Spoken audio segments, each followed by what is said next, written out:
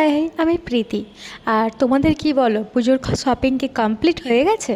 না না, আমার এখনও কিছু বাকি। বলে না যে পুজো চলে এলো, এখনও দিনের দিন কিছু কেনাকাটা মানে থেকেই থাকে, সেই হয়েছে আমার দুর্দশা।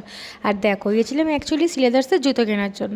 ভেবেছিলাম যে খুব ভিড় হবে, সেই একটা আন্দাজ নিয়ে গেছিলাম, বাট সেইভাবে দেখি কোনো ভিড়ই নেই, ফাঁকা।